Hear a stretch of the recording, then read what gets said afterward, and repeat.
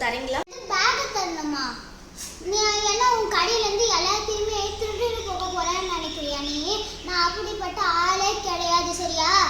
Madam அப்படிலாம் இல்லை madam. உங்கள் பேக் கொஞ்சம் தந்தீங்கன்னா நீங்கள் ஷாப்பிங் பண்ணிட்டு வரதுக்குள்ளே அதெல்லாம் செக் பண்ணிட்டு கரெக்டாக உங்களுக்கு அப்படியே திருப்பி தந்துடுவேன். சரி, அப்படின்னா நான் போயிட்டு வரதுக்குள்ளே ஒரு பொருள் மிஸ் ஆச்சு, எல்லாத்துக்குமே நீ டபுள் மடங்கா காசு தரணும்.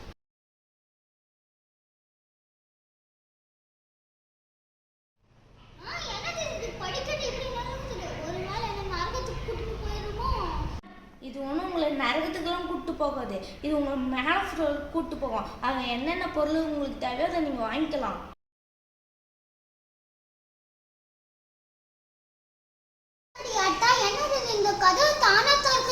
இது பேர் லிஃப்ட் மேம். இதை கதவு திறந்தால் தான் நீங்கள் உள்ளே போயிட்டு இது உங்களை மேலே தூக்கிட்டு போவோம். ஒரு பூண்டு தோசை வேணுங்க. எவ்வளோ ஆச்சு இருக்கு? 4900. 4900 அப்படின்னா என்னது? உங்கள் பாஷையில் தமிழில் சொல்லணும்னா 4090 ரூபா. இதுக்கு நான் எங்கள் ஊரில் போய் 2 எருமை மாடு எல்லாத்தையுமே 2 வாங்கி மேய்ச்சிருப்பேன். இந்த 2 துணியும் சேர்த்து எவ்வளோ சார்? 8500. தமிழில் சொல்லணும்னா 8500. இப்போ நாங்கள் எங்ககிட்ட காசு இல்லைன்னு சொன்னால் என்ன சொல்வீங்க? மேம், இந்த ரைட் எடுத்து அப்படியே லெஃப்ட் டர்ன் பண்ணிங்கன்னா அங்கே ஒரு பாத்ரூம் கழுவுற இடம் இருக்கும். அங்கே நல்லா பாத்திரத்தை தேய்ச்சிட்டு நீங்கள் ஃப்ரீயாக காசு கொடுக்காம போயிடலாம்.